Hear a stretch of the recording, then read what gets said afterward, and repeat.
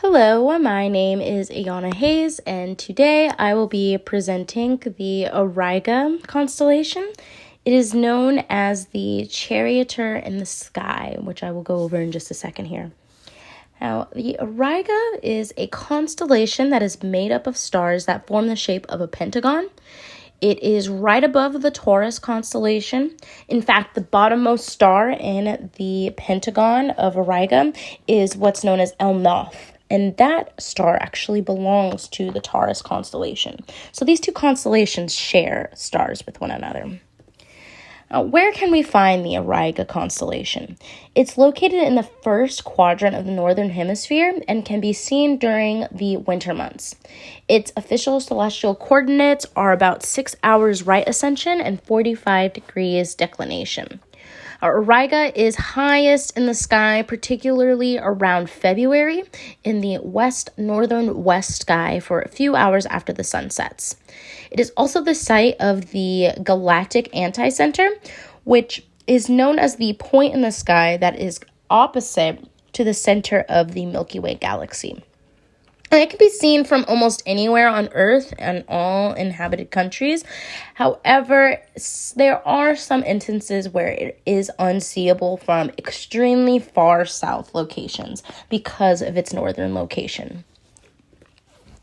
So what is this myth of a charioteer? Well, this myth is something that we actually haven't been able to reach full agreement on whether or not it is derived from Greek or Roman mythology. Now, there is one popular interpretation of the chariot driver, and he is known as Erythonios. Now, Erythonios was a legendary Athenian king and the son of Hatshepsut, the god of fire and metalworking.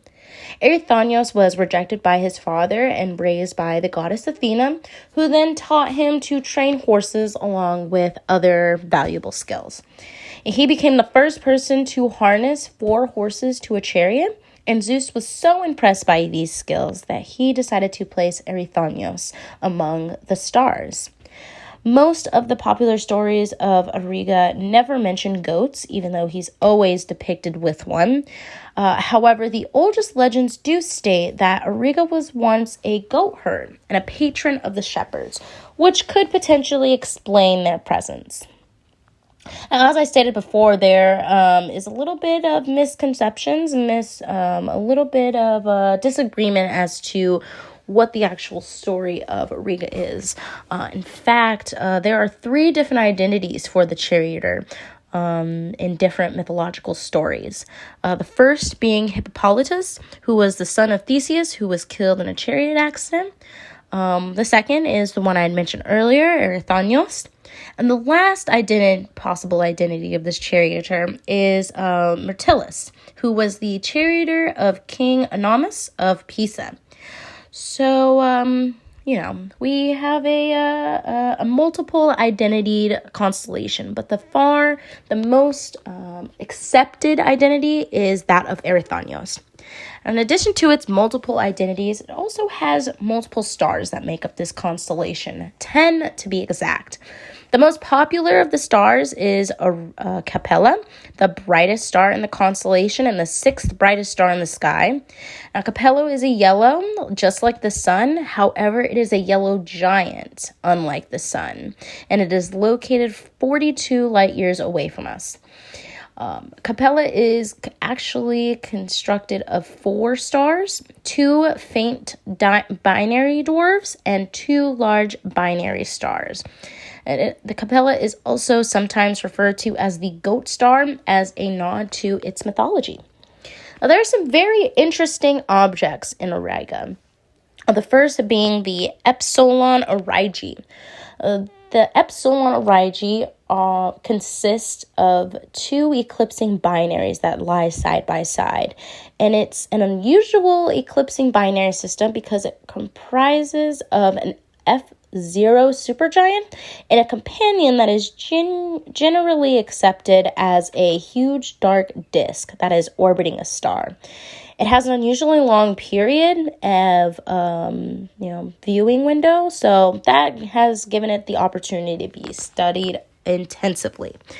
Now, in addition to that, there are also three famous star clusters that are popular for astronomers to study, known as the M36, the M37, and the M38. There's also a very famous nebula known as the Flaming Star Nebula that surrounds the famous irregular variable star known as AE Auriga. Now, there's some interesting objects in Auriga, including meteor showers, too, to be exact. In fact, this whole area of the constellation has become known as Aurigids because of their intermediate outburst of meteors. There was once a comet called Kais that was associated with the Aurigids after an outburst in 1935.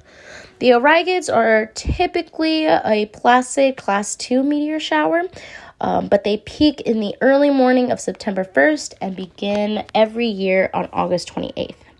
I hope you enjoyed this presentation. Here are my quiz questions for the presentation and my works cited page as well. Thank you for listening, and I hope you have a great rest of your day, everyone.